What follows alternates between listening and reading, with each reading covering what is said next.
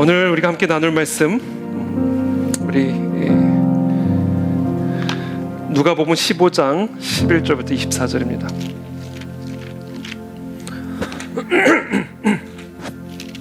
누가복음 15장 11절부터 24절까지입니다.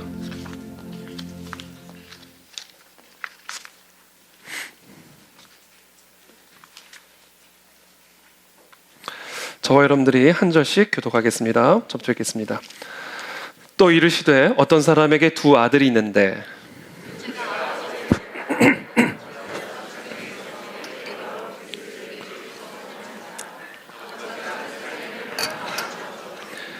그 후 며칠이 안 되어 둘째 아들이 재물을 다 모아가지고 먼 나라에 가 거기서 허랑방탕하여 그 재산을 낭비하더니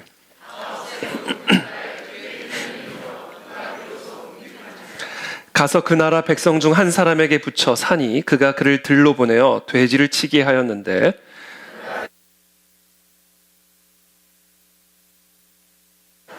이에 스스로 돌이켜 이르되 내 아버지에게는 양식이 풍족한 품꾼이 얼마나 많은가 나는 여기서 주려 죽는구나. 하늘과 아버지께 죄를 지었어. 지금부터는 아버지의 아들이라 일컬음을 감당하지 못하겠나이다. 나를 품꾼의 하나로 보소서 하리라 하고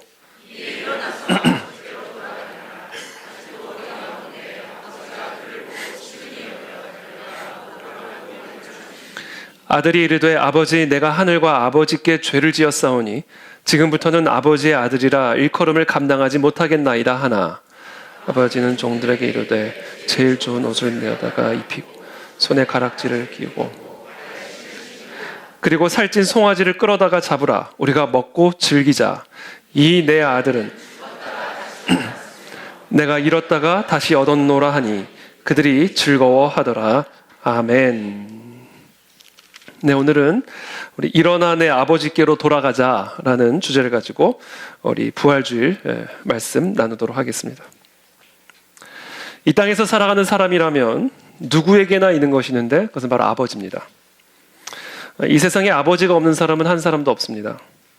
왜냐하면 아버지가 없이는 한 사람도 이 세상에 태어날 수가 없기 때문입니다. 그런 의미에서 아버지는 우리에게 생명을 주신 분입니다. 우리 아버지는 곧 우리의 생명과 같은 존재입니다. 그래서 하나님은 출애굽기에서 이렇게 말씀하십니다. 내 부모를 공경하라. 그리하면 내 하나님 여호와가 네게 준 땅에서 내 생명이 길리라. 부모는 우리에게 생명을 주신 분이기 때문에 부모는 곧 우리의 생명이고 그러므로 부모를 공경하는 일은 곧 나의 생명을 공경하는 일입니다. 그래서 부모를 공경하는 사람은 그의 생명이 길게 되는 축복을 받게 되는 겁니다.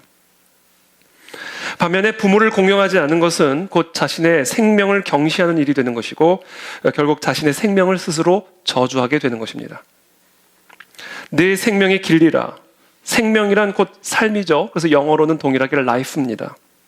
그러므로 네 생명이 길리라 라는 말씀은 단지 우리가 90세, 100세 장수하는 것만을 의미하는 것이 아니라 우리의 삶에 길게 늘어지게 될 축복의 선물들을 의미합니다. 건강의 축복, 생명의 축복을 비롯한 물질의 축복, 관계의 축복, 자녀의 축복, 생업의 축복, 우리가 이 땅에서 받게 될 모든 축복들을 포괄하는 의미입니다. 그러므로 우리가 이 땅에서 축복을 받는 삶을 살아갈 수 있는 방법 중에 하나는 바로 우리에게 생명을 주신, 우리에게 삶을 주신 우리의 아버지 그리고 우리의 어머니를 공경하는 겁니다. 그것이 하나님의 가르침입니다. 자, 오늘 본문에서 예수님은 사람들에게 비유로 무언가를 설명하기 시작하셨습니다. 그 비유는 어떤 아버지와 아들에 관한 이야기였습니다. 자, 이 아들은 어떤 아들이었을까요? 이 아들은 아버지를 공경하는 아들이었을까요? 누가복음 15장 11절부터 12절입니다. 어떤 사람에게 두 아들이 있는데 그 둘째가 아버지에게 말하되 아버지여 재산 중에서 내게 돌아올 분깃을 내게 주소서 하는지라. 멀쩡히 살아있는 아버지에게 와서 아버지가 죽으면 받게 될 유산을 미리 상속해 줄 것을 요구하고 있습니다. 여러분, 이 아들은 어떤 아들입니까? 아버지가 죽기만을 기다리고 있는 아들입니다. 무엇 때문에요? 돈 때문에요. 자신에게 생명을 준 아버지, 자신에게 생명을 준 아버지, 자신에게 삶을 가져다 준 아버지, 그 아버지의 돈을 갖기 위해서 아버지가 하루라도 빨리 죽었으면 하는 바람을 마음 한켠에 품고 살다가 기다리고 또 기다리는데도 죽지 않으니까 찾아와서 미리 내가 받을 유산을 상속해 줄 것을 요구하고 있는 것입니다. 자, 그렇다면 이 아들은 도대체 이 돈을 어디다 쓰려고 아버지에게 이런 배은망덕한 요구를 하고 있는 것일까요? 12절 13절의 말씀입니다. 아버지가 그 살림을 각각 나누어 주었더니 그 후 며칠이 안 되어 둘째 아들이 재물을 다 모아가지고 먼 나라에 가 거기서 허랑방탕하여 그 재산을 낭비하더니, 먼 나라에 가서 허랑방탕한 삶을 살기 위해서였습니다. 여러분, 허랑방탕한 삶은 어떤 삶입니까? 내 마음대로 사는 삶입니다. 여러분 마음대로 한번 살아보면 어떻게 될 것 같아서, 제가 제 마음대로 살면 어떤 삶을 살 것 같아요? 무조건 허랑방탕하게 되어 있습니다. 우리가 원하는 것, 우리가 욕망하는 것, 내가 꿈꾸고 내가 생각하는 것을 전혀 절제하지 않고 금하지 않고 원하는 대로 내가 내 삶의 주인이 돼서 내 마음대로 내 욕망대로 나를 이끄는 대로 살면 우리는 무조건 허랑방탕하게 되어 있습니다.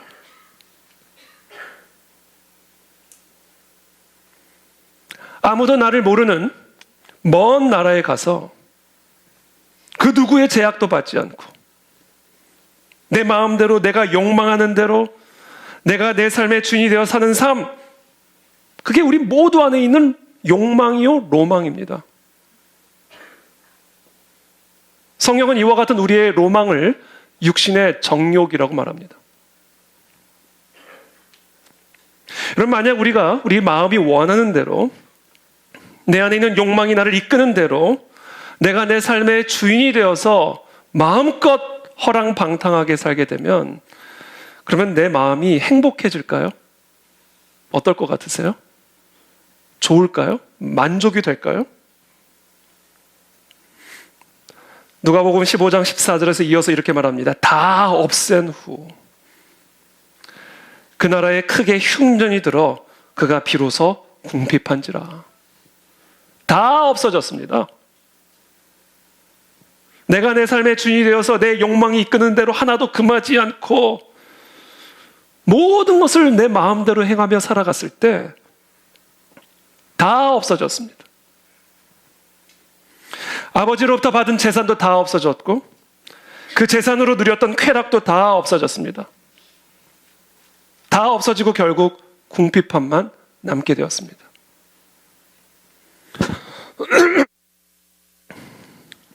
물론 순간적인 기쁨은 있었겠죠. 그러나 그 기쁨도 순식간에 다 없어졌습니다. 물론 순간적인 만족도 있었겠죠. 그러나 그것도 순간뿐이었습니다.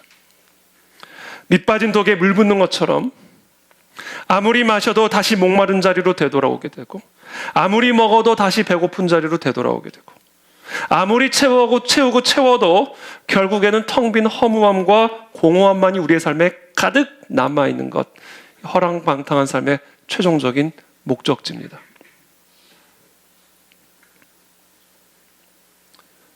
이어서 말합니다. 15절, 가서 그 나라 백성 중 한 사람에게 붙여 사니 그가 그를 들로 보내어 돼지를 치게 하였는데 그가 돼지 먹는 쥐염 열매로 배를 채우고자 하되 주는 자가 없는지라. 그래서 결국은 돼지 우리에 들어가서 돼지를 치면서 돼지가 먹는 쥐염 열매라도 먹으려고 하는데 그것조차 찾을 수가 없는 거예요. 완벽한 궁핍과 공허와 허무입니다.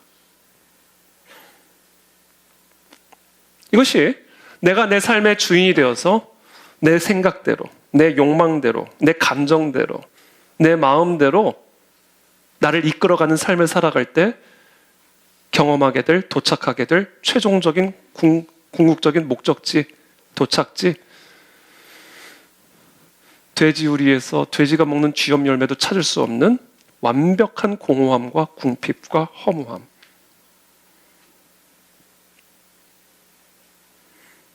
그게 우리의 로망이에요, 여러분. 우리가 그걸 그렇게 원하고 있습니다. 그거를 우리가 그렇게 못 버리는 거죠. 그렇죠? 그래서 오늘 예수님이 이 비유를 통해서 우리에게 이게 너희다라는 거, 이게 우리들의 모습이다라는 겁니다.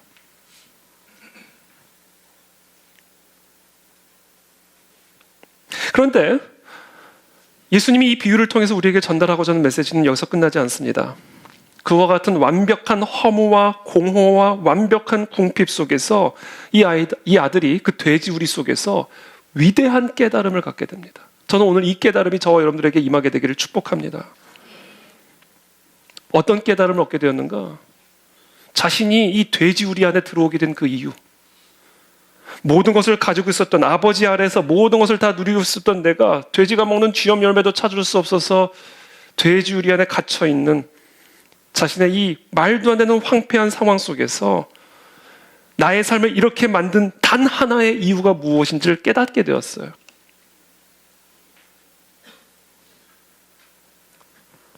아버지를 떠났기 때문이었더라고요. 나에게 생명을 주신 아버지를 떠났기 때문에. 그것이 내가 지금 경험하고 내 삶을 짓누르고 있는 수만 가지 모든 문제 단 하나의 이유라는 사실을 이 아들이 돼지 우리 속에서 비로소 깨닫게 된 겁니다.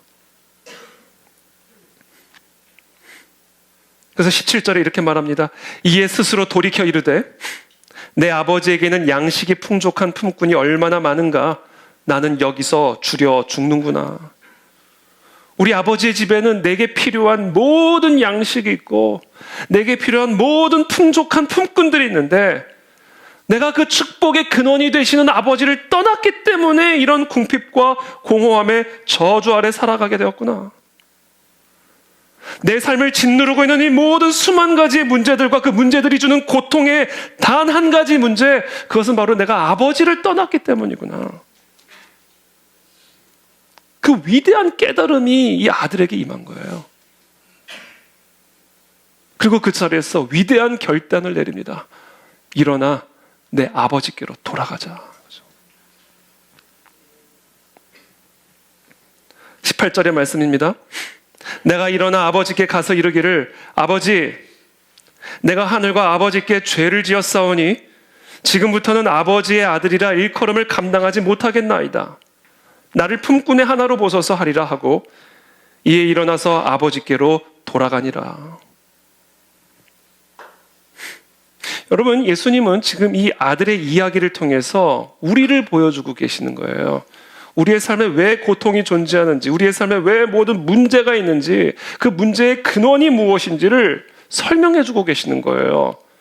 아무리 노력을 해도 내 삶에 드리워진 저주의 그림자가 가셔지지 않고 아무리 지우려고 해도 저주의 악취가 사라지지 않는 이 이유가 무엇인지를 가르쳐 주는 거예요. 그건 뭐다? 아버지를 떠났기 때문이다.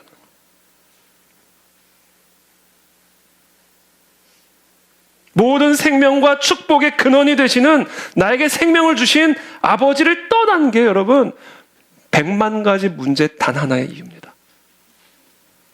우리는 그것을 성경에서 죄라고 부릅니다.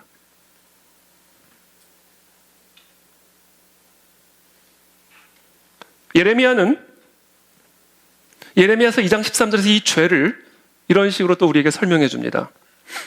내 백성이 두 가지 악을 행하였나니, 죄를 행하였나니 곧 그들이 생수의 근원되는 나를 버린 것과 스스로 웅덩이를 판 것인데 그것은 그 물을 가두지 못할 터진 웅덩이들이니라.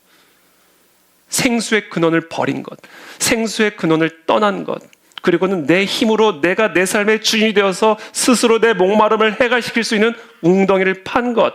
그러나 그 웅덩이는 터진 웅덩이다.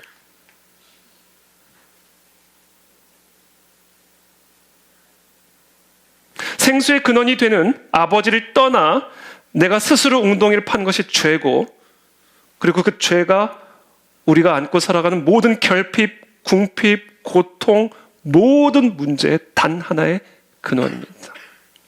성경 그와 같은 고통을 저주라고 부릅니다.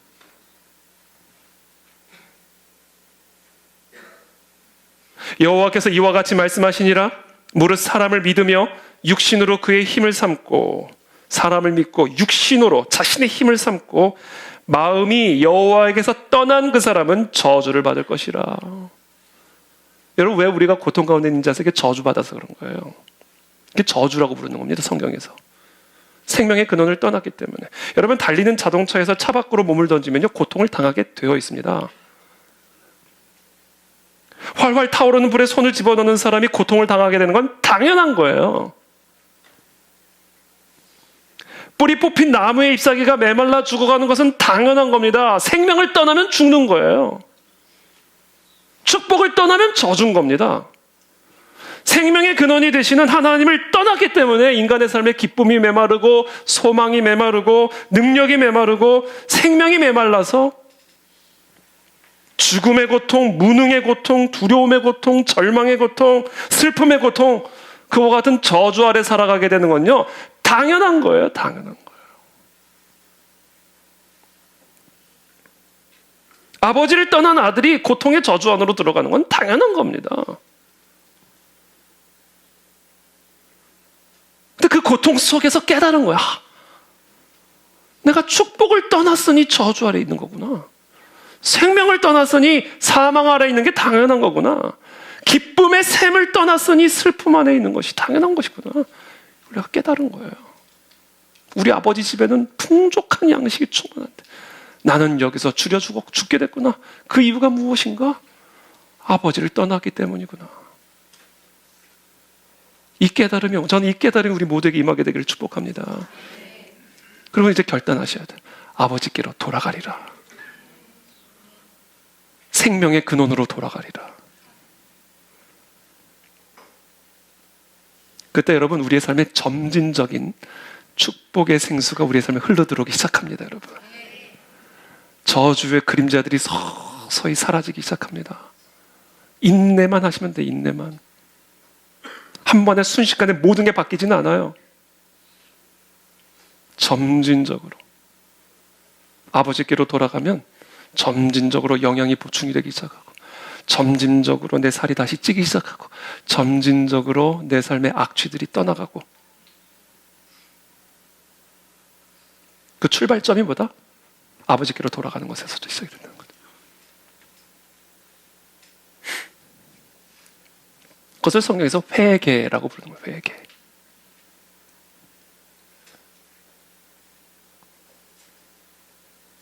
근데 아버지께로 돌아가는 데 있어서 아주 심각한 장애물이 하나 있었어요.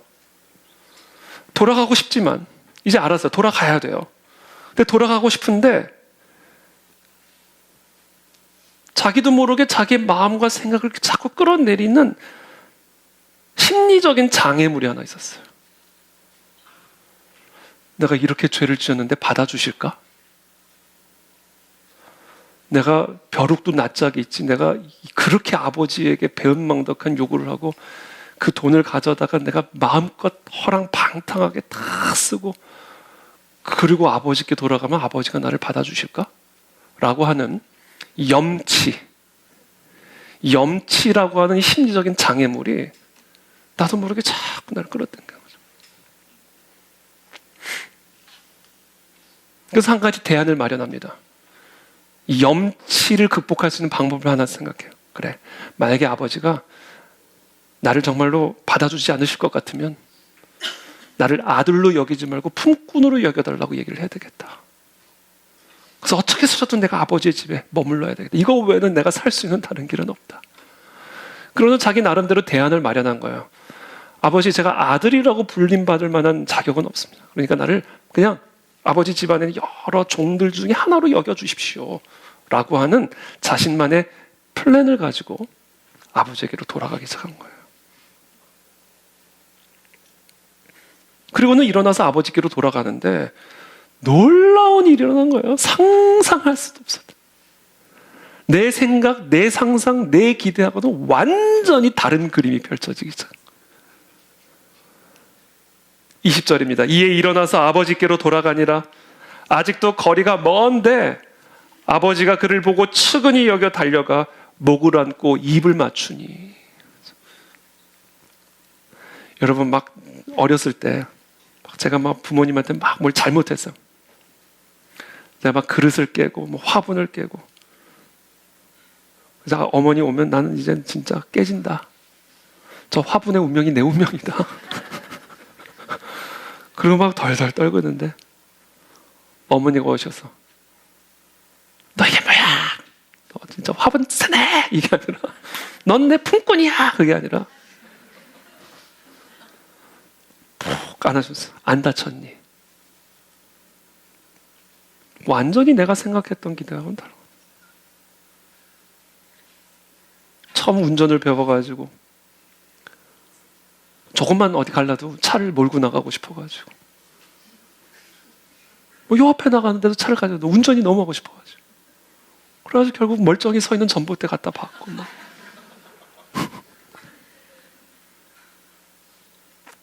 아버지한테 죽었다 난 오늘 난 죽었다 오늘. 그러고는 집에 들어왔어. 아버지가 허허허허 다친다 괜찮아 고치면 되지. 내가 생각했던 거는 완전히 다른. 이게 우리 아버지의 마음이고 우리 어머니의 마음이다. 이 우리 하나님의 마음이에요, 여러분.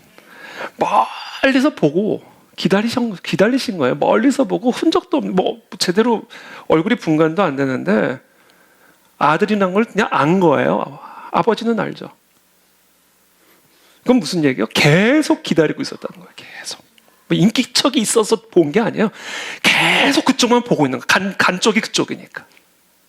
가는 것도 계속 보고 있었고, 그래서 그 방향만을 계속 보고 있었던 거예요. 멀리서 보이니까 달려나간 겁니다. 그리고 그를 보고 측은히 여겨 달려가 목을 안고 입을 맞추.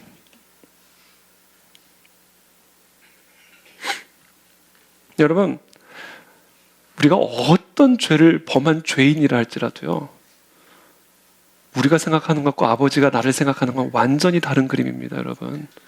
아버지는 지금 우리가 돌아오기를 기다리고 계십니다.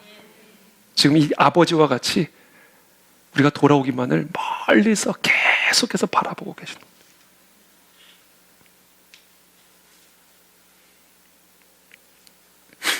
여러분이 돌아오시기만 하면 하나님이 여러분을 측은히 여겨 안으시고 목을 안고 입을 맞추신 그 하나님의 사랑의 임재를 체험하시게 될 겁니다. 그리고는 아들이 아버지에게 얘기합니다. 20절이에요. 아들이 이르되 아버지 내가 하늘과 아버지께 죄를 지었사오니 지금부터는 아버지의 아들이라 일컬음을 감당하지 못하겠나이다. 내가 하늘과 아버지에게 죄를 지었기 때문에 나는 도저히 아버지의 아들이라 일컬음을 받을 수 없겠나이다 라는 게 이게 지금 이 아들의 생각이었어요. 그러나 본문에 보세요. 뭐라고 되어 있어요? 지금부터는 아버지의 아들이라 일컬음을 감당하지 못하겠나이다 하나 그건 네 생각이고 그거는 아들 생각이고 아버지의 생각은 완전히 다른 거예요. 아버지는 종들에게 이르되 제일 좋은 옷을 내어다가 입히고 손에 가락지를 끼우고 발에 신을 신기라. 그리고 살찐 송아지를 끌어다가 잡으라. 우리가 먹고 즐기자. 이 내 아들은 죽었다가 다시 살아났으며 내가 잃었다가 다시 얻었노라 하니 그들이 즐거워하더라. 잔치가 시작이 된 겁니다, 여러분. 잔치가. 잔치가 벌어진 거예요. 어떻게 잔치가 벌어질 수가 있을까? 하나님은 죄가 중요하지 않으신 분인가? 하나님은 거룩하신 하나님이 우리가 그렇게 더럽게 불결한 죄를 지었는데 그게 아무런 문제가 안 되시는 분인가? 아니에요. 오늘 본문에는, 오늘 이 스토리에는 내용이 빠져 있지만 창세기부터 요한계시록까지 성경 전체가 증언하고 있는 어떤 사건이 일어났기 때문에 오늘 이 본문에는 안 나온 거예요. 배후에 일이 있었습니다. 이 아들이 돌아오기 전에 어떤 사건이 있었다고요. 더 이상 이 아들의 죄가 중요하지 않은, 더 이상 이 아들의 죄가 문제가 되지 않는 어떤 사건이 이미 이 배후에서 일어난 거예요. 그 사건이 오늘 이 돌아온 탕자의 이야기에는 기록이 되어 있지 않지만 성경 전체 66권이 외치고 있는 사건입니다. 그게 바로 예수 그리스도의 십자가 사건입니다.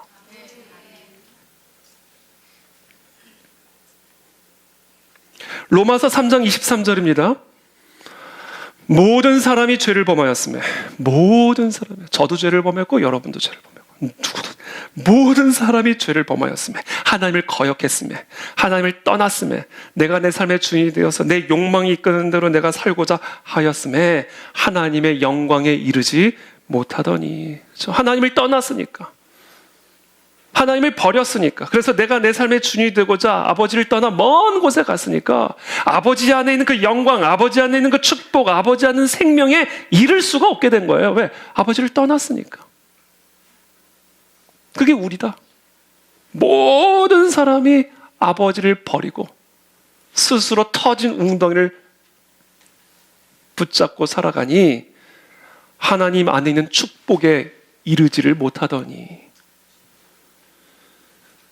그랬던 우리가 어떻게 다시 그 하나님의 축복으로 돌아오게 되었을까? 어떻게 우리의 삶에 중단되었던 잔치적인 삶이 다시금 회복이 될 수 있었을까? 사건이 있었다는 거예요.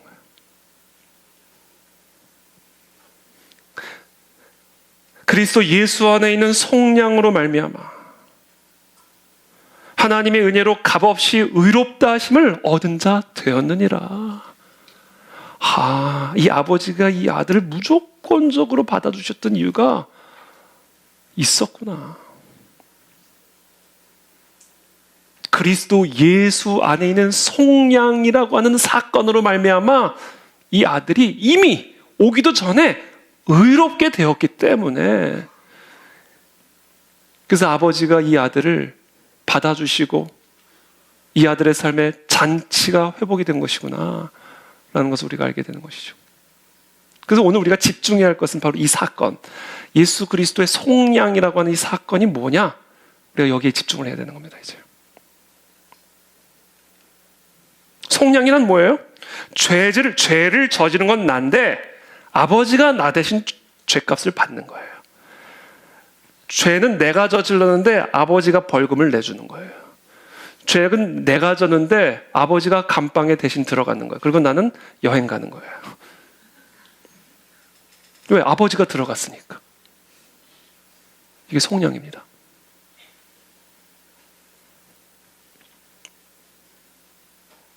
제가 지난주 금요일에 말씀드렸죠? 식당에서 식사를 하고 있는데 값을 지불하려고 하는데 누군가가 제 밥값을 계산을 하고 간 거예요. 그게 속량이에요. 오늘 여러분들이 예배 후에 맛있는 식사를 하실 텐데 돈은 교회가 내고 식사는 여러분들이 하는 거예요. 이게 뭐예요? 속량의 은혜예요, 여러분. 속량의 은혜. 교회로 말미암아 복을 누리는 거예요. 이게 대속이고 속량이에요. 밥은 나에게, 계산서는 교회에게. 내가 받아야 할 저주는 그분에게, 그분 안에 있는 하나님의 아들의 권세는 나에게. 맞교환이 이루어진 게 십자가에서 이루어진 일이란 말이에요. 그게 속량이에요. 그게 그리스도의 속량으로 말미암아 내가 받아야 할 죄값을 그리스도가 십자가에서 다 받으셨기 때문에 아들이 돌아온 거예요. 받아주신 거예요. 잔치가 시작이 된 거예요. 그래서 우리가 이제 해야 될 일은 하나예요. 그 십자가 안에서 이루어진 예수 그리스도의 그 속량의 사건을 받아들이는 거예요. 그냥 받아들이기만 하면 되는 거예요. 여러분, 이 외에 다른 가르침들은 다 거짓입니다. 제가 지금 말씀드린 십자가 대속의 은혜, 이것 외에 다른 것을 가르치는 자들은 저주받아야 돼요. 그리고 그 외의 것들을 믿는 자들은 저주받습니다. 불 속에 들어가면 다치는 것은 기정사실이죠. 예수 외에 구원을 얻을 수 있는 다른 이름을 주신 일이 없다 말씀하셨습니다.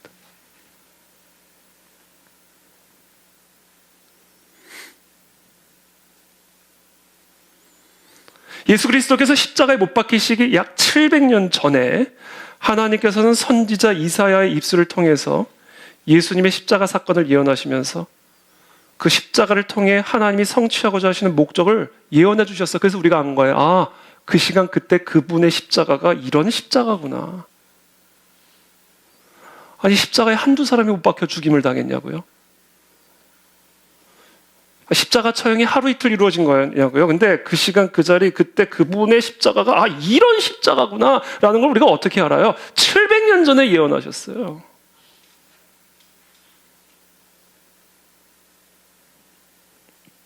우리는 다 양 같아서 그릇 행하여 각기 제 길로 갔거늘.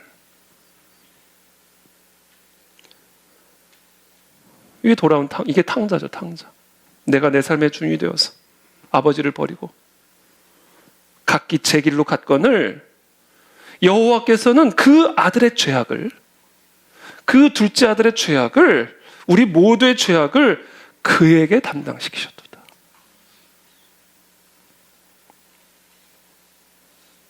그러면서 이렇게 말씀하세요. 그가 십자가에서 찔림은 내 허물 때문에 찔린 것이다.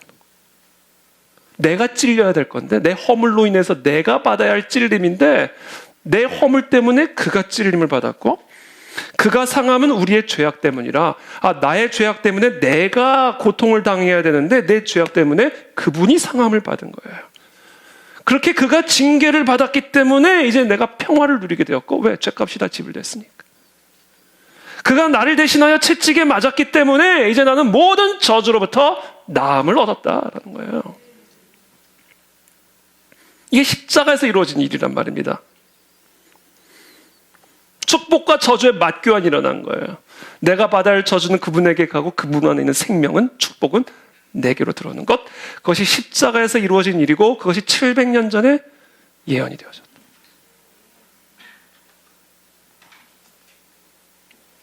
그래서 저는 오늘 이 시간 우리가 이제 뭘 해야 되냐면, 이 십자가 안에 있는 그 2000년 전에 골고다 언덕에서 행하신 그 놀라운 십자가의 사건, 그 역사적 사건이 지금 말씀드린 이런 놀라운 축복과 저주의 맞교환의 역사로 우리의 삶에 효력을 발휘하기 위해서 우리가 해야 할 일이 있어요. 이게 뭐예요?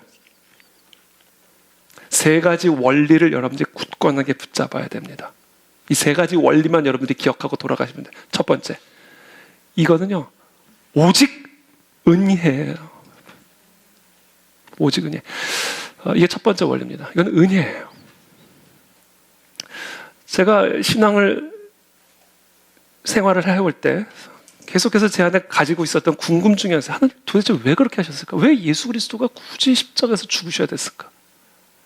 왜 우리를 위해서 하나님의 아들이 그렇게 우리의 모든 죄를 담당하시고 십자가에서 죽으셨을까? 그 이유가 무엇일까? 로마서 5장 19절에서 이렇게 말씀하셨어요.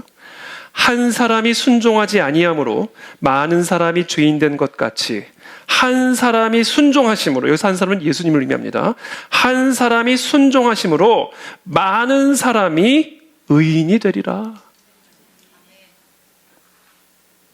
예수 그리스도의 순종하심으로 말미암아 우리 모두가 다 죄 사함을 받고 의인이 됐다는 거예요. 그럼 무슨 얘기예요? 하나님이 왜 그렇게 하신 거예요?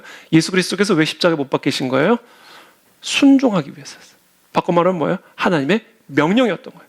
네가 감당해 라는 명령이었던 거예요. 내 아들들, 내 딸들의 모든 죄를 네가 담당해 라는 명령이었다라는 거예요. 그 명령에 순종하심으로 말미암아 우리의 모든 죄를 다 전가받고 내가 받아야 할 저주를 십자가에서 다 받으신 거란 말이에요. 이게 다 왜 이런 일들이 일어났다고요? 순종하시기 위함이다. 하나님은 예수님에게 명령하셨고 예수님은 그 하나님의 명령에 순종하신 거예요. 그래서 우리가 축복을 받게 된 거예요. 우리가 한 일은 아무것도 없어요. 하나님이 예수 그리스도에게 명령하셨고 예수 그리스도는 그 명령에 죽기까지 순종하셨어요. 그리고 복은 우리가 받게 된 거예요. 그래서 복음은요, 오직 은혜예요. 우리 어떤 공로도 없어요. 하늘에서 하나님과 예수 그리스도께 명령하고 순종하심으로 우리가 나음을 얻게 된 겁니다.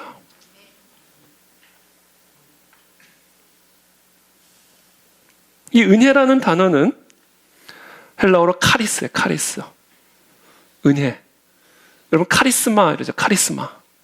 이 카리스마라는 것은요, 선물을 의미합니다. 그래서 은혜와 선물은 사실상 같은 어원을 가지고 있는 동의어라고도 볼 수가 있죠. 여러분 선물을 누리기 위한 조건이 있어요. 그 뭐예요? 받으면 되는 거예요. 그걸 선물을 우리가 누릴 수 있는 유일한 길입니다. 선물을 누릴 수 있는 유일한 길은 받는 거예요. 십자가의 속량은 하나님이 그리스도에게 명령하시고 그리스도가 아버지에게 순종함으로 말미암아 우리가 받게 된 선물이에요.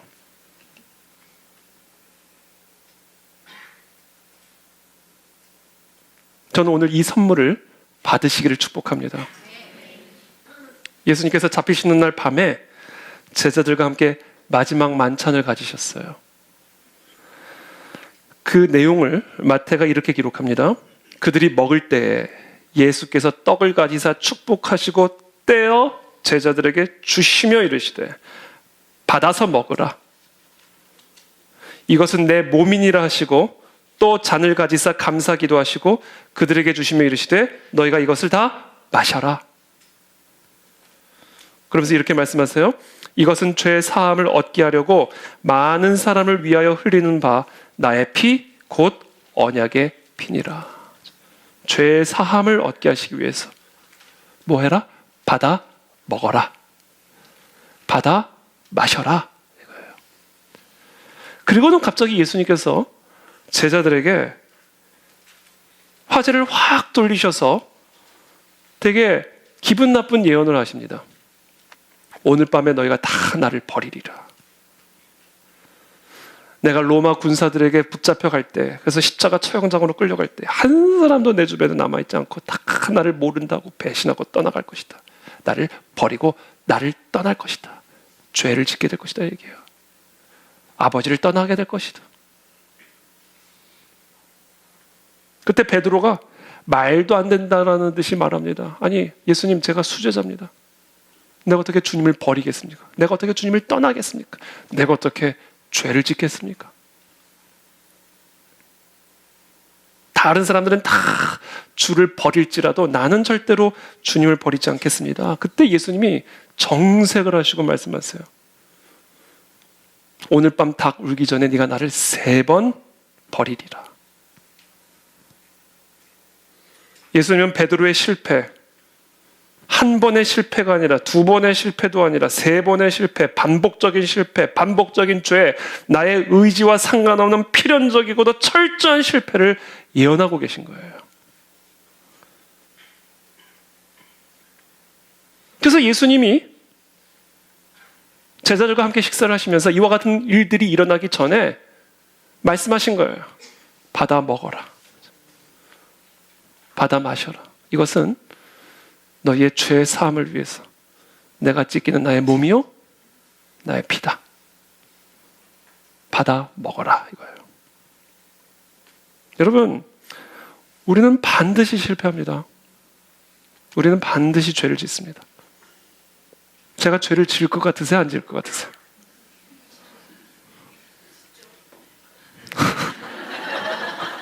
뭐 증거 있어요? 가서 기분 확 나빠지려고 그러는데. 당연히 짓죠. 어제도 짓고 오늘도 짓고 내일도 짓고 아마 죽을 때가, 아마가 아니라 무조건 죽을 때까지 져요. 예수님은 베드로가 죄를 짓는 걸 이미 다 알고 계시고 보셨어요. 한 번은 실수라고 말할 수 있죠. 2번은 연약함 때문이라고 말할 수 있죠. 3번은 의지예요. 아니, 죄를 짓고 싶었겠냐고요, 베드로가. 주님을 버려서 떠나고 싶었겠냐고, 베드로가. 아니에요. 베드로는 절대로 주님을 버리지 않으려고 했고 버리기를 원치 않았어요. 그러나 버렸어요. 안 되는 거예요. 그러니까 예수님이 하시는 말씀이에요. 받아 먹어라. 이것은 내가 너의 죄 사함을 위해서 찢게 된 나의 몸이요 나의 피다. 언약의 피다. 이렇게 해서 언약.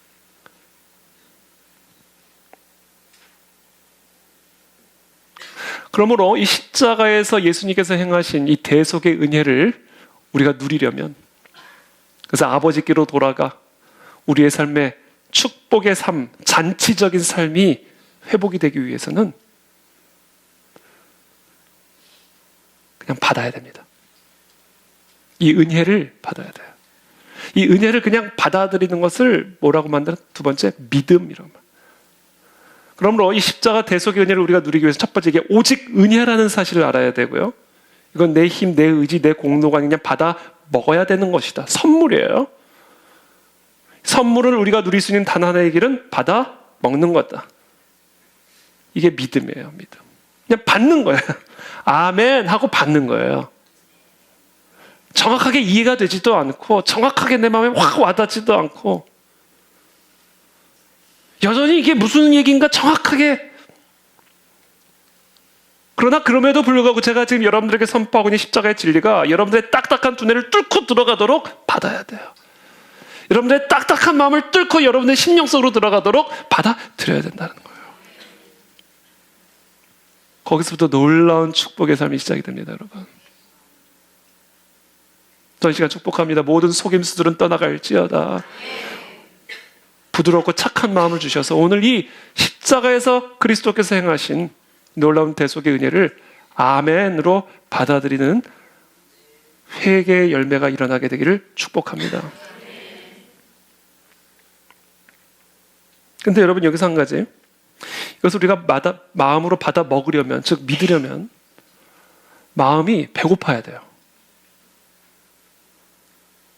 십자가에서 행하신 이 놀라운 하나님의 대속의 은혜를 내가 받아 마시려면요, 내 마음이요 목말라야 됩니다.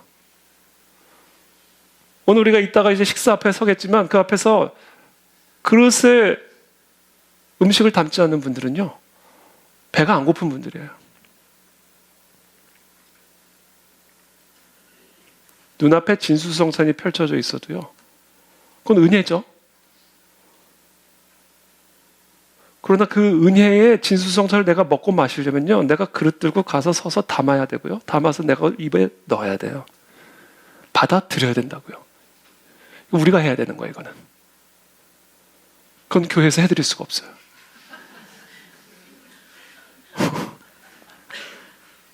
그건 내가 해야 되는 거예요. 근데 그거 내가 하려면요 내 마음이 배고파야 돼요. 내 마음이 목말라야 돼요. 그래서 돼지우리에서 아버지께로 돌아가고 싶은, 아버지 하는 그 풍족한 양식들을 내가 누리고자 하는 그 갈망이 일어나야 돼요. 그래야 그 십자가 안에서 일어난 일이 합리적으로 내가 이게 참 이해가 되지는 않지만 아멘 받아들이게 되는 거예요. 그래서 우리들에게 역설적으로 처절한 실패가 필요한 겁니다. 베드로가 수제자가 되기 위해서 그 처절한 실패가 필요했던 거예요. 그래야 마시고 먹으니까. 그런 거 보면 참 하나님은 우리를 너무 사랑하셔서 우리를 어떻게 해서든지 구원하기를 원하시는 것 같아요. 우리가 하나님을 떠남으로 말미암아 저주 아래 들어가 고통 가운데 있는데 그 고통 안에 다시금 그 하나님을 찾고자 하는 믿음의 씨를 담아주신 거예요. 아버지를 떠나 돼지우리 안에 들어가 있는 그 고통 속에서 아버지를 그리워하는 씨가 들어가 있는 거예요. 우리가 아버지를 떠남으로 말미암아 경험하고 있는 그 저주, 심판 맞죠? 그래서 그 안에 어떻게 쓰는지 우리로 하여금 다시금 생수의 근원이 되시는 아버지께로 돌아올 수 있도록 그 저주 안에, 그 고통 안에, 그 처절한 슬픔 안에 아버지께로 돌아가고자 하는 마음에 씨를 담아두셨다.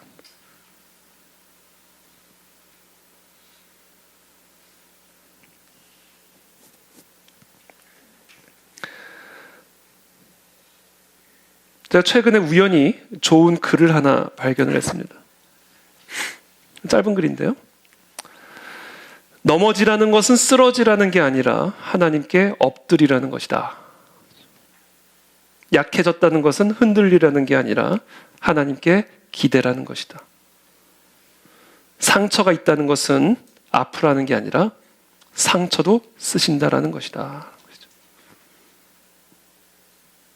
여러분, 넘어짐을 허락하신 것은 쓰러지라는 게 아니라 십자가를 바라보라는 거예요. 십자가의 은혜를, 십자가의 능력을, 대속의 원리를 가난한 마음으로 받아들이라는 거예요.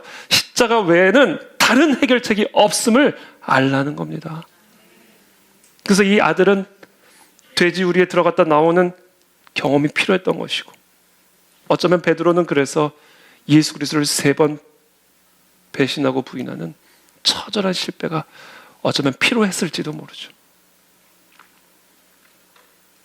교회는 바로 그와 같은 베드로의 고백의 반석 위에 세워진 교회입니다. 저는 우리들 안에, 모두 안에 그와 같은 고백이 있게 되기를 바랍니다. 십자가 외에는 다른 길이 없습니다. 나 같은 죄인을 십자가의 은혜가 아니고서는, 내 삶에 있는 이와 같은 저주를 십자가의 은혜가 아니고서는 벗어날 수 있는 길이 없음을 내가 고백합니다. 그 마음의 가난함과 궁핍함이 우리 가운데 있게 되기를 축복합니다. 그때 우리가 이 십자가의 피, 살을 먹고 마시는 힘이 생겨나는 거예요. 그런 의미에서 우리 모두가 더 철저한 실패자가 되기를 축복합니다. 그래서 우리 모두가 더 십자가만을 바라보는 우리 모두가 되기를 축복합니다. 마지막으로 3번째, 우리가 이것을 정말 받아들이는 게 이제 믿음인데, 어떻게 하면 믿을 수 있을까? 어떻게 하면 이 딱딱한 굳어진 내 마음이 열려가지고 이 십자가 대속의 은혜를 내가 받아들일 수가 있게 될까? 내 닫힌 마음의 문이 열려서 십자가의 복음을 받아들일 수 있는, 이 믿음을 가질 수 있는 마법이 있어요. 마법의 언어가 있습니다. 뭐만 하면 되는지 아세요? Thank you. Thank you. Thank you. 그런 마음이 확 열립니다, 여러분. 감사합니다, 주님. 주님께서 십자가에서 행하신 것이 내가 정확하게 어떤 의미인지 아직 정확하게 이해하지 못하겠고, 그 십자가에서 흘려신 그 보혈의 피로 말미암아 내가 이제 저주의 힘이 끊어지고 축복의 역사가 우리의 삶에 임하게 되었음을 내가 아직 실체적으로 느껴지지는 못하지만, 그러나 주님 감사합니다. 이미 그렇게 되었음을 감사합니다. 여전히 저주의 악취가 내 삶에 있고 여전히 저주의 얼룩들이 있지만, 그러나 주님께서 이미 십자가에서 행하신 일로 말미암아 이미 나음을 얻었고 이미 모든 저주를 이기게 되었음을 감사함으로 받아들입니다. 감사가 있어야 돼, 감사. 그래서 여러분 이걸 감사함으로 받으십시오. 그때 내 안에서 믿음이 나옵니다. 그러면서 축복이 내 안에 흘러들어오기 시작한다라는 것이죠. 로마서 10장 10절입니다. 사람이 마음으로 믿어 의에 이르고 입으로 시인하여 구원에 이르느니라. 여러분, 우리가 구원에 이르기 위해서, 하나님의 영광에 이르기 위해서, 잔치적인 삶으로 돌아가기 위해서 우리에게 요구되어진 게 2가지, 마음과 입의 콜라보가 필요합니다. 바꿔 말하면 마음으로부터 나오는 입술의 고백이 필요합니다. 마음으로부터 나오는 그 입술의 고백을 통해서 우리는 구원에 이르게 되는 거예요. 그 마음으로부터 나오는 입술의 고백을 우리는 바로 감사라고 얘기하는 거예요. 감사. 우리가 예수 그리스도의 십자가 대속의 은혜를 우리가 정말로 마음으로 받아들이기 위해서는 감사합니다. 주님, 이 일을 행하여 주신 것을 감사합니다. 나 같은 죄인을 살려주신 것을 감사합니다. 이제 내 삶의 모든 저주가 끝이 났음을 인해 감사합니다. 주님의 약속이 진리임을 믿고 감사합니다. 이제 내 삶의 잔치의 삶이 시작됐음을 감사합니다. 그때 그 축복의 삶이 내 삶에 본격적으로 흘러들어올 수가 있게 되는 겁니다. 이게 그 얘기예요. 마음으로 믿어 입으로 시인하여 구원에 이른다. 마음으로 믿는 것을 입으로 시인하는 것이 바로 감사의 고백입니다. 이제 말씀을 맺겠습니다. 오늘은 그리스도의 부활을 기념하는 부활주일입니다. 하나님 아버지께서는 예수 그리스도에게 우리의 모든 죄와 벌을 담당시키시고 우리를 대신하여 십자가에서 저주를 받아 죽게 하셨습니다. 그리고 예수님은 모든 사망의 저주를 이기시고 3일 만에 부활하셨습니다. 이것은 단순한 기적 쇼를 의미하는 것이 아닙니다. 우리가 받아야 할 모든 저주를 예수 그리스도께서 다 받으시고 사망의 저주 아래로 들어가셔서 결국 사망의 저주를 이기시고 부활하셨으면 이제 우리를 묶고 있던 모든 저주가 다 끊어졌음을 선언하는 사건입니다. 그것을 입증하는 표적이에요. 왜냐하면 예수 그리스도께서는 우리의 모든 죄를 담당하고 십자가에서 죽으셨기 때문에 그 죽음을 이기시고 부활하셨다라는 이야기는 이제 우리를 묶고 있던 모든 저주들이 이제 다 끝났음을 선언하는 겁니다. 그것을 기념하고 그것을 기뻐하며 그것을 찬양하는 주일이 부활주일입니다. 그래서 오늘 우리를 위해서 죽으시고 부활하신, 우리의 모든 죄를 지시고 십자가에서 죽으시고 부활하셔서 우리를 묶고 있던 모든 죄와 사망의 저주를 끊으시고 하나님의 영광에 이르게 하신, 잔치적인 삶에 이르게 하신 부활하신 그리스도를 기뻐하며 찬양하며 감사하며 이제 그 축복의 삶으로 들어가시는 저와 여러분들이 다 되시기를 예수님의 이름으로 축복합니다. 아멘. 함께 기도하겠습니다.